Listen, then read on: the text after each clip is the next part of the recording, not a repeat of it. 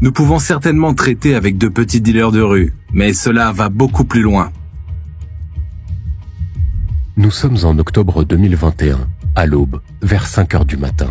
1100 hommes d'unités spéciales et des forces de police sont déployés dans divers quartiers de la métropole et ses environs. 114 perquisitions sont effectuées, ayant pour objectif principal de démanteler un réseau international qui distribue de la drogue depuis la Belgique vers toute l'Europe. 64 personnes sont arrêtées, principalement des Albanais, mais aussi quelques chimistes colombiens. Cela montre qu'il y a des criminels de la drogue sur notre territoire qui viennent directement d'Amérique latine.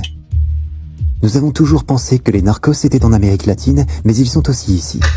L'enquête approfondie a duré plus de 1300 jours, plus de 3 ans et demi donc.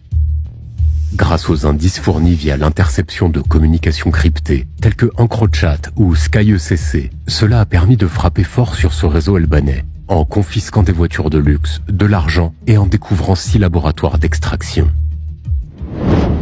Ce groupe de criminels, basé en grande partie à Bruxelles, est chargé de recevoir la cocaïne, de l'extraire et de la reconditionner dans des laboratoires belges. Après cette opération, les coursiers se chargent de la distribution dans le reste de l'Europe. Les autorités supposent qu'au moins 1 tonne de coke sortait alors chaque semaine des laboratoires bruxellois. Nous découvrons un nouveau monde criminel sur tout le territoire bruxellois qui jusqu'ici avait réussi à rester en grande partie discret.